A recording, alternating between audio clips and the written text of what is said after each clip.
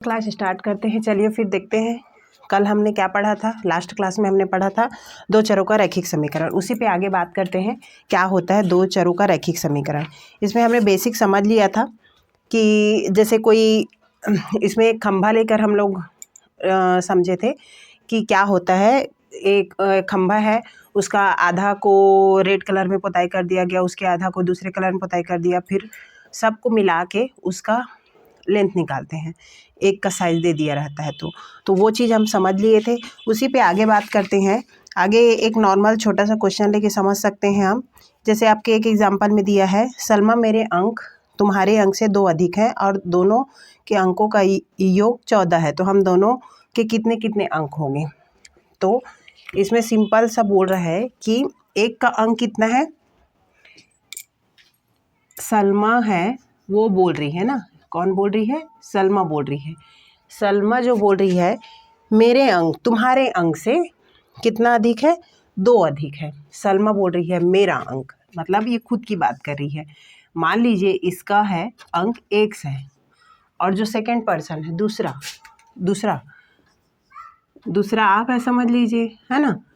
तो वो बोल रही है कि मेरा जो अंक है तुम्हारे अंक से 2 अधिक है। किसका 2 अधिक है?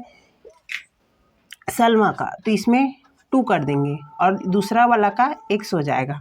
दूसरे से 2 अधिक है बोल रही है, मतलब खुद की बात कर रही है। मेरा अंक तुम्हारे से, सामने वाले से 2 अधिक है, तो किसका 2 अधिक होगा? सलमा का 2 अधिक होगा और दूसरे का क्या हो जाएगा? x हो जाएगा। ठीक है।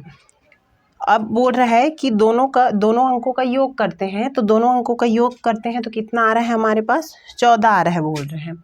मतलब हम, ये सलमा हो गया और कोई ये सेकंड पर्सन है कोई भी उसका है, तो दोनों का योग जब हम लोग करते हैं तो दोनों का योग आ जा रहा है 14। ठीक है, 14 आ जा रहा है। तो इसको अब सॉल्व करने हम लोग आगे सीख चुके हैं। ठीक है, ये दोनों अचर पद है, दोनों जुड़ जाएगा। यहाँ पर कुछ नहीं है, मतलब 1 है, तो ये क्या हो जाएगा? 2x हो जाएगा प्लस 2 इक्वल टू 14। ठीक है। अब देखिए, अब ये दोनों में कौन सी चीज़ कॉमन है? 2 कॉमन है, तो 2 कॉमन ले लेते हैं। 2 और यहाँ क्या बच जाएगा? x बच जाएगा और यहाँ क्या बच जाएगा? 1 बच जाएगा। ठीक है, इक्वल टू 14। अब ये 2 क्या है? मल्टीप्लाई में है ना। 2 क्या है? मल्टीप्लाई में है, तो x प्लस 1 और 2 को इधर ट्रांसफ़र करेंगे तो मल्टीप्लाई में है, वो क्या हो जाएगा? डिवीज़न में हो जाएगा। तो 14/2 यहाँ मल्टीप्लाई में है इसलिए डिवाइड में हो जाएगा। यहाँ 2 से कटा दो, 2 7 जा। ठीक है, अब x प्लस 1 इक्वल टू 7 आ गया, तो x इक्वल टू क्या आ जाएगा? ये 1 इधर प्लस में है तो उधर जाके माइनस हो जाएगा, तो 7 माइनस 1। ठीक है, अब x इक्वल टू क्या आ जाएगा आपका? 7 माइनस 1 इक्वल टू 6। अब यहाँ देखो, ये जो x इक्वल टू 6 आया है वो x किसकी वैल्यू है? जो दूसरा पर्सन हम लोग लिए हैं। ठीक है, दूसरा पर्सन लिए हैं उसकी वैल्यू x है, तो उसकी वैल्यू कितनी आ जाएगी? 6 आ जाएगी। ठीक है, 6 आ गई। अब हम लोग को सलमा की निकालनी है, तो सलमा के निकालने के लिए क्या करेंगे? सलमा इक्वल टू क्या है? वो उस दूसरे व्यक्ति से 2 अधिक है, तो 6 में कितना ऐड कर देंगे? 2 ऐड कर देंगे। तो सलमा की वैल्यू क्या हो जाएगी? सलमा इक्वल टू x प्लस 2। तो x हमारे पास क्या मिला है? यहाँ पर 6 मिला है, तो 6 प्लस 2 इक्वल टू 8। अब आपका आंसर सही आया है कि नहीं आया, इसका वेरीफाई करने के लिए आप चेक कर सकते हो। क्या चेक कर सकते हो? कि दोनों का योगफल कितना है? 14 है। 14 है, तो ये पहला वैल्यू एक मिला है हम लोग को 6 और एक दूसरा वैल्यू मिल गया 8, और दोनों को वैल्यू को ऐड करोगे तो 14 आ रहा है कि नहीं आ रहा है? अगर आ रहा है तो आपका आंसर सही है, नहीं आ रहा है तो गलत है। ठीक है, लेकिन इसमें फिट भी बैठना चाहिए। जो आपका दिया है, जो सेंटेंस दिया हुआ है, जो पूछा गया है, वो आपको फिट बैठना चाहिए कि उससे 2 अधिक है तो 2 अधिक होना चाहिए, 3 अधिक बोला है तो 3 अधिक होना चाहिए। ठीक है, अब इसी में आगे देख लो। इसी में एग्जाम्पल नंबर 2 दिया हुआ है। एग्जाम्पल नंबर 2 को समझोगे। ये एक त्रिभुज है। त्रिभुज के तीनों कोणों का योग क्या होता है? और आप लोग पिछली क्लास में पढ़े होंगे। त्रिभुज के तीनों कोणों का योग होता है 180 अंश, 180 डिग्री। ठीक है, 180 डिग्री होता है। तो इसमें पूछा है कि जो भी यहाँ पर डायग्राम दिया हुआ है, दिए गए त्रिभुज के प्रत्येक अंतःकोण की माप ज्ञात करना है। ठीक है, तो यहाँ पर त्रिभुज दिया हुआ है आपको, बुक में दिया है, ठीक है। एक कोड दिया है आपका यहाँ पर x डिग्री, और सेकेंड वन दिया है x + 40, x डिग्री + 40, और ये दिया है x डिग्री + 20 डिग्री, ठीक है। तो हम लोग पहले से ही जानते हैं, हम लोग पढ़ चुके हैं पिछली क्लास में कि त्रिभुज के तीनों कोणों का योग क्या होता है, 180 डिग्री। त्रिभुज के तीनों कोण का योग 180 डिग्री होता है, ठीक है, 180 डिग्री होता है। तो तीनों कोण 1 2, ये ए हो गया, ये बी हो गया, और ये सी हो गया, ठीक है। तो क्या हो जाएगा, कोण ए प्लस कोण बी प्लस कोण सी इक्वल टू 180 डिग्री। अब ये तीनों की वैल्यू दी हुई है, ठीक है, तीनों की वैल्यू दी हुई है, तो इसको हम लोग पुट करते हैं। कोण ए की वैल्यू क्या है, x डिग्री, कोण बी की वैल्यू क्या है, x 40 डिग्री, प्लस सी की वैल्यू क्या है, x degree + 20 degree equal to 180 degree, ठीक है। अब ये देखो, जो x वाले टर्म है उसको हम लोग ऐड कर देते हैं, तो 1 2 और 3, तो ये क्या हो जाएगा, 3x डिग्री प्लस ये 40 + 20 क्या हो जाएगा, 60 हो जाएगा, इक्वल टू 180 डिग्री। अब 3x डिग्री इक्वल टू, इसको डायरेक्ट आप इसको ट्रांसफ़र कर सकते हो या कॉमन लेके 3 कॉमन लेके बना सकते हो, दो तरीके से। पहले मैं आपको समझाई थी 3 कॉमन लेके, इस बार दूसरे तरीके से समझा देती हूँ। इसको क्या करेंगे, 180 डिग्री माइनस, ये प्लस में है उसको माइनस करके उधर जाएगा तो माइनस हो जाएगा, और क्या हो जाएगा, 120 बचेगा, 180 में 60 जाएगा, तो ये भी डिग्री है ना, ये भी डिग्री है, तो 180 में 60 जाएगा तो 120 डिग्री बचेगा। और यहाँ पर क्या है, 3x डिग्री, तो x डिग्री इक्वल टू क्या हो जाएगा, 3 को इधर ट्रांसफ़र करो, 120/3, तो ये हो जाएगा 4, मतलब आ जाएगा आपका 40 डिग्री। तो x डिग्री इक्वल टू आ गया 40 डिग्री। तो कोण ए की वैल्यू निकल गई, कोण ए की वैल्यू x डिग्री है, तो कोण ए की वैल्यू आ गई आपकी, ये आ गया आपका 40 डिग्री।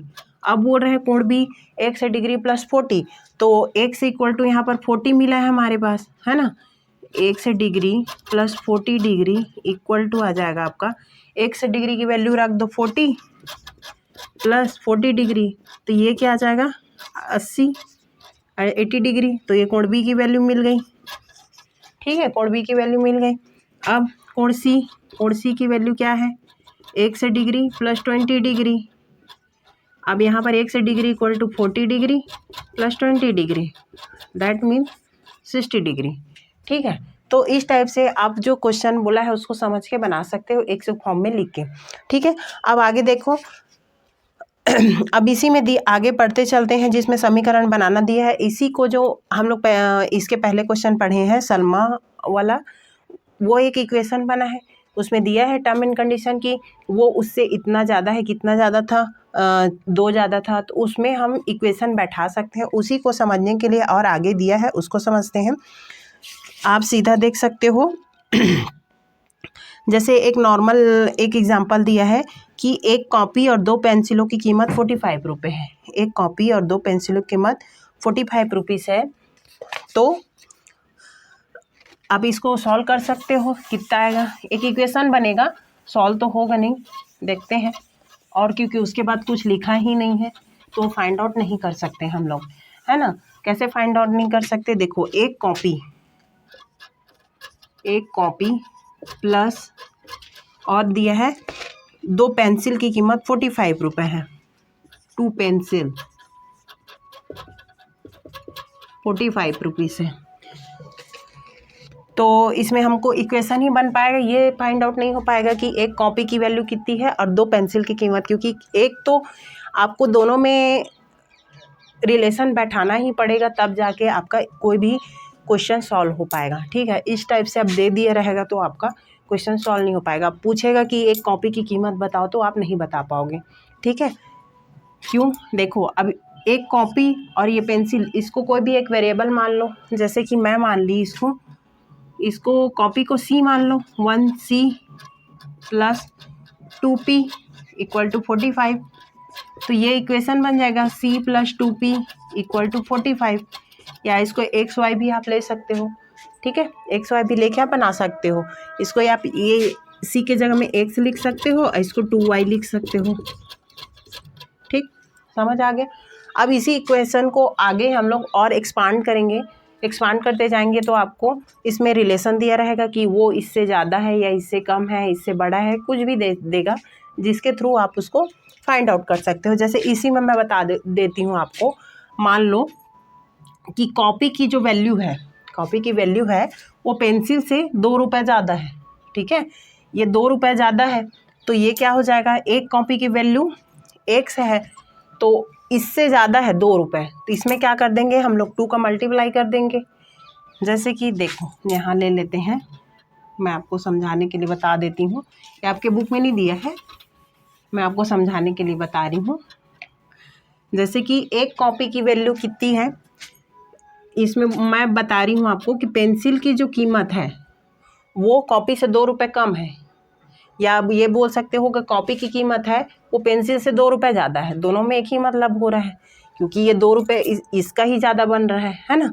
तो पेंसिल को मान लेते हैं, पेंसिल जो है 100 रुपये का है, ठीक है, पेंसिल जो है 100 रुपये का है, और कॉपी जो है ये पेंसिल की कीमत हो गई, ठीक है। अब बोल रहे हैं कॉपी की कीमत वो 2 रुपये ज़्यादा है, 2 रुपये ज़्यादा है, दैट मीन x + 2 हो जाएगा ये कॉपी की, ठीक है, कॉपी के 2 रुपये ज़्यादा हो जाएगा। अब टोटल है आपका 45, टोटल रुपये है 45, तो क्या करेंगे, ये आ जाएगा आपका पेंसिल की कीमत हो जाएगी 2x प्लस ये आ जाएगा, क्योंकि एक पेंसिल कीमत x है तो 2 पेंसिल कीमत 2x हो जाएगी ना। और यहाँ पर एक कॉपी है तो एक कॉपी क्या हो जाएगा, +1x + 2 = 45। अब ये आ जाएगा 3x + 2 और 45, 3x = 43, x/43/3। अब ये मैं ऐसे नंबर ली हूँ इसलिए डिवाइड नहीं हो रहा है, रैंडमली कोई से भी नंबर ले ली हूँ, और ये आपका कुछ और नंबर लेंगे जिससे ये कट जाएगा, ठीक है, दूसरे नंबर लेकर देखेंगे तो ये कट जाएगा, ठीक है, समझ आया कैसे रिलेशन आपको दिया रहेगा। अब आगे देखते हैं, इसी में हम लोग और आगे देखते हैं कैसे बनता है समीकरण, युगपत समीकरण, ठीक है। ये आपको एक मैं कंडीशन समझा दी, इसी टाइप के और बहुत सारे कंडीशन हो सकते हैं कि उसका 2 रुपये ज़्यादा है, 2 रुपये कम है, 1 रुपये ज़्यादा है, 1 रुपये कम है, 3 रुपये ज़्यादा है, 3 रुपये कम है, बहुत सारी कंडीशन हम लोग रख के उसमें देख सकते थे, है ना। तो उसी को आपको बुक में क्वेश्चन में दिया रहेगा, उसी को बहुत सारे समीकरण बना रहे थे, उसको कौन कौन से तरीके से फाइंड आउट कर सकते हैं। तो आपके बुक में दिया हुआ है आलेख विधि, एक विलोपन विधि, एक प्रतिस्थापन विधि, ठीक है। तो सबसे पहले हम लोग आलेख विधि देख लेते हैं, उसके बाद प्रतिस्थापन और विलोपन विधि देखेंगे, ठीक है। तो आलेख विधि में क्या करते हैं, आलेख विधि में ग्राफ के थ्रू हम लोग फाइंड आउट करते हैं कि x की वैल्यू क्या फाइंड आउट हुई और y की वैल्यू क्या फाइंड आउट हुई, ठीक है। तो उसको देखने के लिए एक सिंपल सा हम लोग एग्जाम्पल ले सकते हैं, जो आपके बुक से ही लेते हैं हम लोग, देखते हैं। एक एग्जाम्पल नंबर 5 दिया हुआ है, कक्षा 10वीं में 10 विद्यार्थियों की एक विज्ञान क्विज में भाग लिया। क्विज में भाग लेने वाले विद्यार्थियों में लड़कियों की संख्या लड़कों से 4 अधिक थी, तब लड़कों एवं लड़कियों की संख्या क्या रही होगी, ठीक है। तो आपका 10th क्लास है, 10th क्लास में कितने विद्यार्थी हैं, 10th क्लास में कितने विद्यार्थी, 10 विद्यार्थी। ये 10 स्टूडेंट जो है आप लोग का क्विज में भाग ले रहे हैं, जिसमें मान लो जो गर्ल है वो x है और बॉय है वो y है, ठीक है। गर्ल को मान लिया हमने x और बॉय को मान लिया y, ठीक है, या फिर अब बुक के अकॉर्डिंग ही चलो छोड़ो, ये गर्ल हो गया x और बॉय हो गया y, ठीक है। अब ये दोनों को इक्वेशन में लिखते हैं, दोनों को ऐड करके 10 लोग पार्टिसिपेट कर रहे हैं, है ना। तो एक हम लोग कंडीशन ले लेते हैं, x + y = 10, लड़का और लड़की मिला के 10 स्टूडेंट पार्टिसिपेट कर रहे हैं, ये हो गया आपका इक्वेशन नंबर 1, ठीक है। देन दूसरा कंडीशन बोल रहा है कि क्विज में भाग लेने विद्यार्थियों में लड़कियों की संख्या लड़कों से 4 अधिक है। मतलब अगर लड़के 1 हैं तो लड़कियां 5 होगी, लड़के 2 हैं तो लड़कियां 6 होंगी, मतलब 4 अधिक ही होंगी लड़कियां। ठीक है, तो उसी को कर लेते हैं हम लोग। क्या है इसमें, गर्ल क्या है, X है, और बॉय क्या है, Y है। अब बोल रहा है कि लड़कों से 4 अधिक होंगी कौन, लड़कियां। तो किस में ऐड कर देंगे, X + 4। ठीक है, X + 4 हो जाएगा,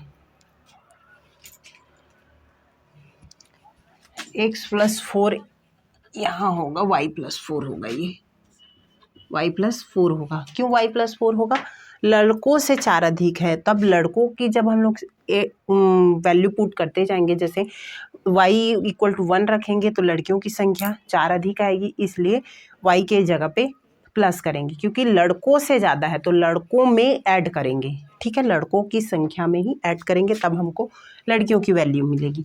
ये इक्वेशन नंबर 2 हो गया हमारा। ठीक है, 2 इक्वेशन मिल गए। अब दोनों इक्वेशन में हम लोग एक एक 2 सारणी बना लेते हैं। फर्स्ट सारणी इसके लिए बनाते हैं, सारणी 1,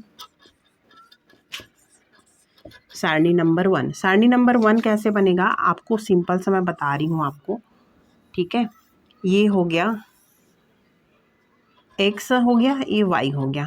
ठीक है, अब यहाँ देखते हैं सारणी 1 इक्वेशन 1 के लिए बनाते हैं। सारणी 1 में क्या होगा, जब x = हम लोग 0 तो हो नहीं सकता, 0 अब एकदम वो तो नहीं रहेगा, लड़कियां रहेंगी ही नहीं, ऐसा नहीं है, इसलिए 1 से स्टार्ट करते हैं।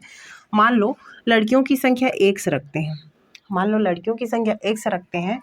अगर यहाँ पर x रखते हैं तो लड़कों की संख्या क्या, लड़कियों की संख्या x रखते हैं तो y की वैल्यू क्या मिल जाएगी, यहाँ पर 1 रखोगे, 1 + y = 10, तो y = क्या आ जाएगा, 10 - 1 दैट मीन्स 9, तो y की वैल्यू क्या आ जाएगी, 9।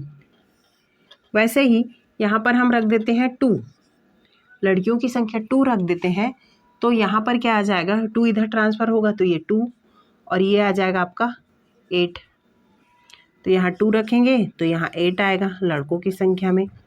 वैसे ही यहाँ 3 रखते हैं तो ये क्या आ जाएगा, 7, यहाँ 3 रखे तो यहाँ 7 हो गया। 5 वैल्यू रख के देखते हैं आता है कि नहीं, अगर नहीं आएगा तो और आगे रख के देखेंगे। 4 रखते हैं तो यहाँ आ जाएगा आपका 6, ये 4, ये 6, और ये 5, और ये 5। ठीक है, फिर जस्ट अपोजिट आते जाएगा। अब दूसरा सारणी बना लेते हैं, इसी पे दूसरा सारणी बनाते हैं, तो सारणी 2 नीचे ही बना लेते हैं, फिर यहाँ ग्राफ बना देंगे। सारणी 2 बनाते हैं सेम उसी टाइप का, तो दूसरे इक्वेशन के लिए बनाएंगे हम लोग इसको। ठीक है, दूसरे इक्वेशन में बनाएंगे, ये दूसरे इक्वेशन में पुट करके देखते जाएंगे। जब हम लोग x = 1 रखते हैं, या आप y = 1 रख सकते हो, तो अगर x = रखोगे तो आपका वो माइनस वाले टर्म में आ जाएगा, इसलिए हम लोग y की वैल्यू, लड़के की वैल्यू पुट करते जाते हैं। ठीक है, मान लो y की वैल्यू 1 रखते हैं तो x की वैल्यू क्या आ जाएगी, 1 + 4, x की वैल्यू आ जाएगी आपका 5, है ना। तो यहाँ रखते जाओ, y = हम लोग 1 रखते हैं तो हमको x मिल रहा है 5, एंड देन रिपीट 2 रखते हैं y की वैल्यू तो हमको मिल जाएगा 6, y की वैल्यू 2 रखते हैं तो ये मिल जाएगा 6, 3 रखेंगे तो ये मिल जाएगा 7, 4 रखेंगे तो ये मिल जाएगा 8 ही मिलेगा ना। ठीक है, और 5 रखते हैं तो ये मिल जाएगा आपका 9। ठीक है, ये हो गया हमारा दो टेबल बन गया। अब दोनों टेबल को ग्राफ बनाएंगे। ठीक है, ग्राफ बनाते हैं।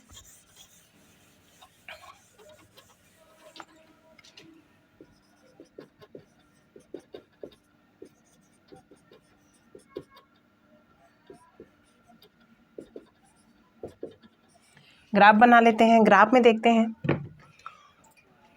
ग्राफ कैसे बनेगा आपका। ये हो गया आपका ये y और ये x।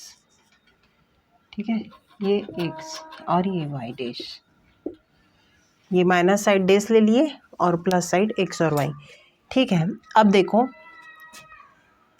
अब देखते जाओ कि x = 1 रखने पर 9।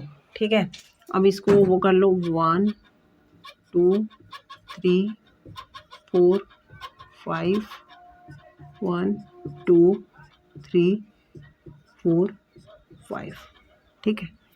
और आगे कहाँ तक जाता है देखते हैं। ये 8 9 तक गए हैं, मतलब और ऊपर लेना पड़ेगा हम लोग को। किसको? एक्स को, एक्स एक्सिस को। तो इधर इसको और खिसका लेते हैं थोड़ा सा, फिर आ जाएगा वाई एक्स एक्सिस। इसको थोड़ा सा इधर कर लेते हैं तो बन जाएगा। यहाँ तक ले लो, ये वाई डैश, ये वाई, ये 1, ये 2, ये 3, ये 4, ये 5 और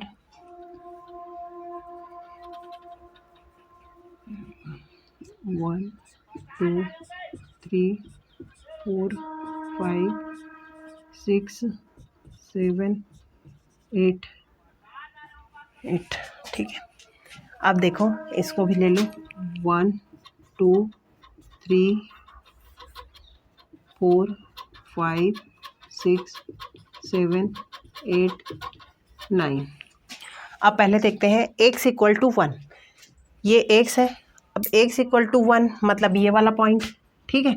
और y इक्वल टू 9 मतलब ये और ऊपर जाएगा। इसको और पास पास ले लेते हैं तो बन जाएगा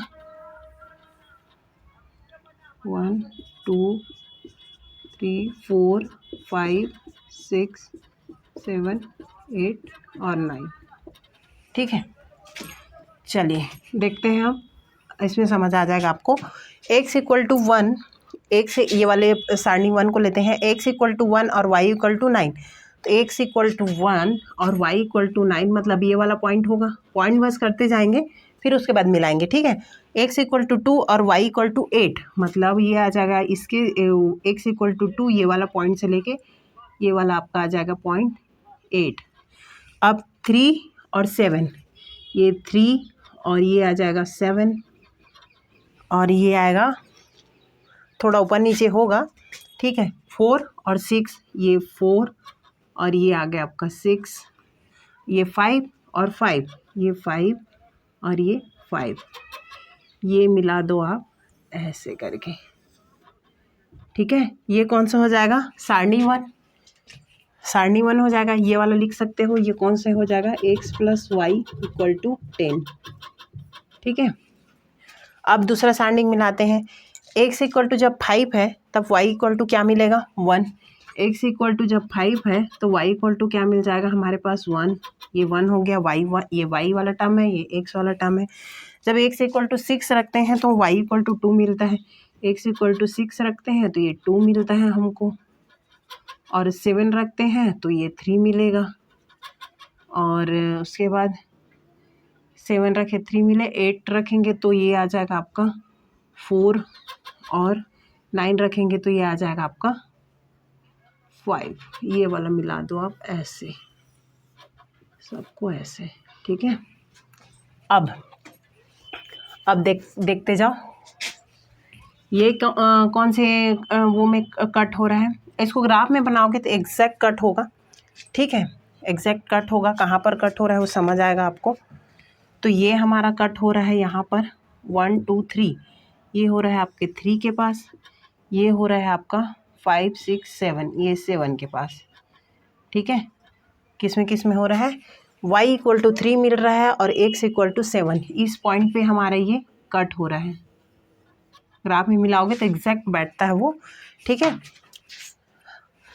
ये आ गया आपका 7, कौन सा? x इक्वल टू और y इक्वल टू 3, तो इसको आप लिख सकते हो 7 और 3। That means x equal to 7, y equal to 3, ये आएगा आपका आंसर, ठीक है। समझ में आया? ये हो गया हमारा सॉल्यूशन। तो क्या आ जाएगा यहाँ पर? लड़कों की संख्या 3 और लड़कियों की संख्या 7।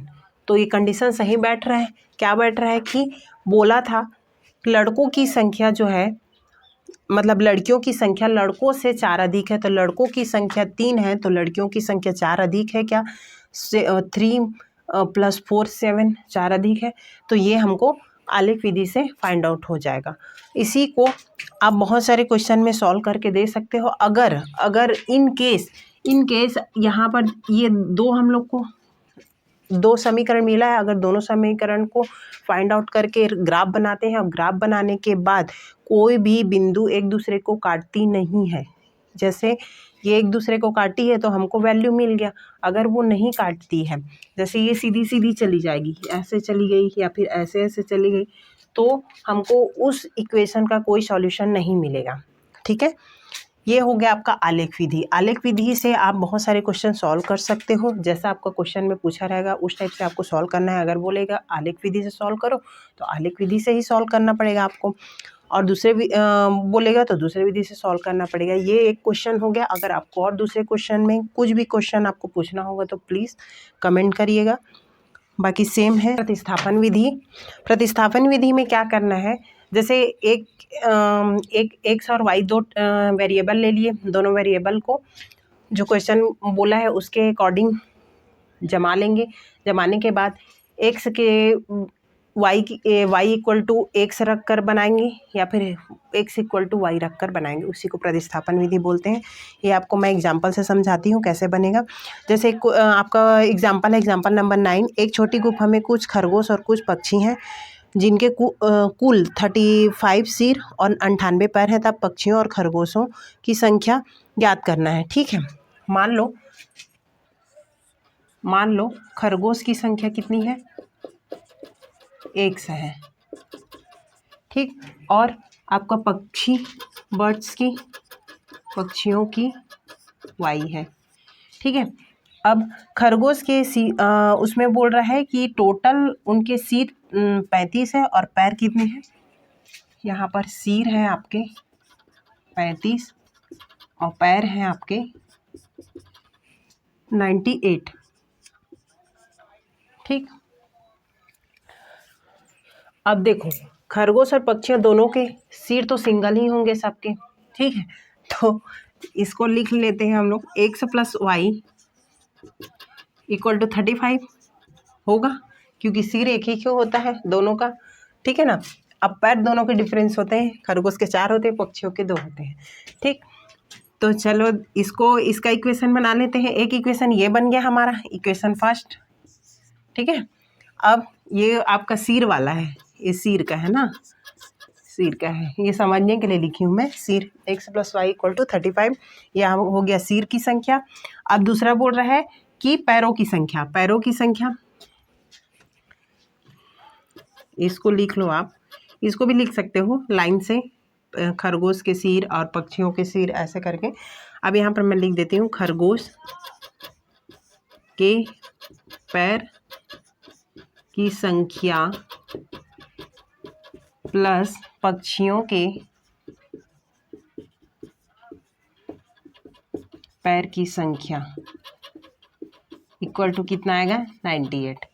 तो खरगोश के कितने पैर होंगे, 4 पैर होंगे, तो 4 होंगे तो 4x हो जाएगा, 4 होंगे तो, और पक्षियों के 2 होंगे तो ये हो जाएगा 2y, इंटू में उसमें 2 हो जाएगा, इक्वल टू ये हमारा आ जाएगा 98। ठीक है, 98 आ जाएगा, ये इक्वेशन 2 मान लो। ठीक है, अब देखो प्रतिस्थापन विधि में क्या करते हैं, ये हमारे पास 2 इक्वेशन बन गया।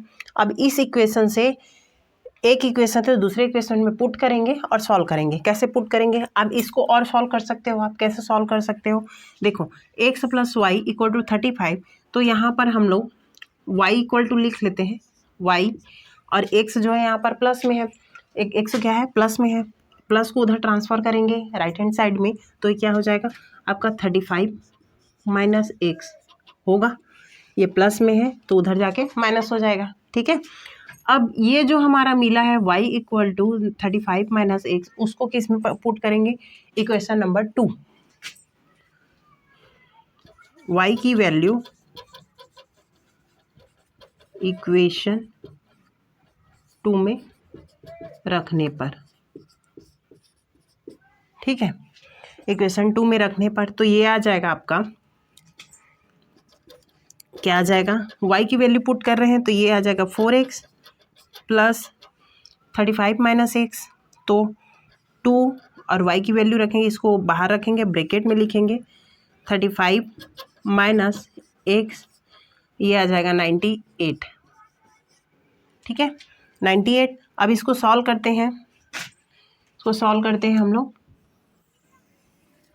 तो ये क्या आ जाएगा 4x, यहाँ लिख लो 4x प्लस, अब ये 2 का मल्टीप्लाई करते हैं इस ब्रैकेट के अंदर, तो 35 दूनी 70 माइनस, ये माइनस का साइन है, प्लस और माइनस माइनस हो जाएगा, और 2 x के साथ होगा तो माइनस 2x इक्वल टू, ये आएगा आपका 98। आगे सॉल्व करते हैं, ये 4x माइनस 2x क्या हो जाएगा, ये प्लस का साइन है और माइनस का साइन है तो दोनों घट जाएगा, और साइन किसका लगेगा, प्लस का साइन लगेगा, क्योंकि बड़ा वाला जो टर्म है वो प्लस है इसलिए। तो 4x माइनस 2x आ जाएगा 2x प्लस 70 इक्वल टू 98, यहाँ आ जाएगा 2x, 70 को उधर ट्रांसफ़र कर दो, 98 माइनस 70 2x इक्वल टू 98 में 70 घटाओगे कितना आएगा 28, x इक्वल टू आ जाएगा, ये क्या हो जाएगा, डिवाइड हो जाएगा, डायरेक्ट यहाँ से कटा सकते हो, 2 1 कम 2, 2 1 कम 2 चौक 8, या इसको ऐसे भी लिख करके कर सकते हो 28/2, x equal to 14, x equal to हमारा 14 आ गया, x इक्वल टू 14 आ गया। अब इस x की वैल्यू ये वाले में रख देंगे, किस में रख देंगे, y इक्वल टू 35x, ये वाली वैल्यू को इसमें रखने पर ये वैल्यू यहाँ पुट करो, तो y equal to 35 minus 14, y equal to आ जाएगा 35 माइनस 14 कितना हो जाएगा आपका, ये 1 और ये 21। ठीक है, ठीक, y इक्वल टू 21। तो ये हमको मिल गया, क्या मिल गया, खरगोश की संख्या कितनी हो गई, x मिली है 14, खरगोश की संख्या हो जाएगी 14 और पक्षियों की संख्या हो जाएगी 21। अब ये हमारे सिर की वैल्यू मिल गई। अब ये वाली वैल्यू को हम इसी x और y की वैल्यू को ये वाले में रख देंगे, ये इसमें रखेंगे तो हमारे पैरों की संख्या मिल जाएगी। तो जो क्वेश्चन में पूछा है उसको आपको निकालना है, पक्षियों और खरगोशों की संख्या निकालना है, मतलब ये हो जाएगा आपका खरगोश की संख्या 14 और पक्षियों की संख्या 21। ठीक है, ये हो गया आपका प्रतिस्थापन विधि। अब विलोपन विधि एक बार बता देती हूँ, विलोपन विधि,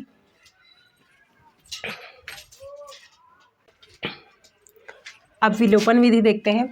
विलोपन विधि में हमको क्या करना है, विलोपित करना है, जैसे उसको घटा सकते हैं या जोड़ सकते हैं। तो आपका जो क्वेश्चन, लास्ट क्वेश्चन हम लोग पढ़े हैं, उसी क्वेश्चन में आपको विलोपन विधि से समझा देती हूँ, फिर आगे क्वेश्चन सॉल्व करेंगे।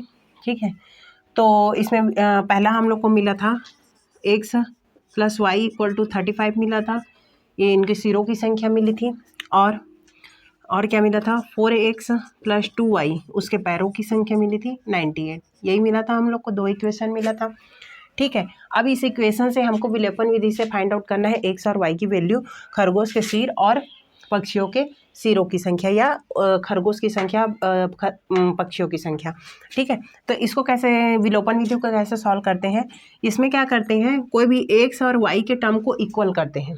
ठीक है, क्या करेंगे, ये x या फिर y कोई भी आप ले सकते हो, जो आपको जल्दी सॉल्व हो जाए उसको ले सकते हो। तो x और या फिर y की वैल्यू को हम लोग इक्वल करेंगे, दोनों में, दोनों इक्वेशन जो दिया रहेगा, दोनों समीकरण दिया रहेगा, उसमें दोनों की वैल्यू को इक्वल करेंगे। इक्वल करने के बाद दोनों को, जैसे वो साइन अगर दोनों का डिफरेंस है तो डायरेक्ट घटा देंगे, अगर डिफरेंस सेम है तो उसको साइन को चेंज करके घटाएंगे। ठीक है, तो देखते हैं कैसे, जैसे ये इक्वेशन 1 है और ये इक्वेशन 2 है। ठीक है, अब क्या करेंगे हम लोग, मान लो x की वैल्यू को इक्वल करते हैं। ठीक है, ये वाले, ये x और x दोनों की वैल्यू को इक्वल करते हैं। इजी कौन सा पड़ेगा कि हमको इसमें मल्टीप्लाई कर देंगे 4 का, तो दोनों x इक्वल हो जाएगा। तो चलो इक्वेशन 1 में, इक्वेशन फर्स्ट में 4 का गुणा करते हैं। ठीक है, गुणा करेंगे तो ये क्या आ जाएगा, 4 का गुणा इक्वेशन फर्स्ट में कर रहे हैं, तो 4x plus 4y equal to 4 × 35, ये होगा। इसको सॉल्व कर लो, 4x प्लस 4y 35 दूनी 7 दूनी 140, ठीक है, 140 हो गया। अब ये वाले इक्वेशन को, ये एक और इक्वेशन मान लो आप, आपको समझने में आसानी होगी। अब इक्वेशन थर्ड को इक्वेशन 2 में माइनस करना है, ठीक है। तो 2 को 3 में घटाने पर क्या आ जाएगा, इसको यहाँ लिख लेते हैं। इक्वेशन 2 को इक्वेशन 3 में घटाने पर, तो इक्वेशन 3 लिख लो 4x 4y प्लस 140, और ये हो जाएगा 4x plus 2y equal to 98। अब इसको माइनस करेंगे तो 4x कैंसिल हो जाएगा, ठीक है, 4x कैंसिल हो जाएगा, 4y माइनस 2y, तो ये 2y हो जाएगा, और ये आ जाएगा आपका 42, y इक्वल टू आ जाएगा 21। अब ये y की वैल्यू को इसमें पुट कर देंगे तो क्या आ जाएगा, x plus 21 equal to 35, x equal to आ जाएगा 35 माइनस 21, x इक्वल टू आ जाएगा 4, 14। ये हमारा आंसर, ठीक है।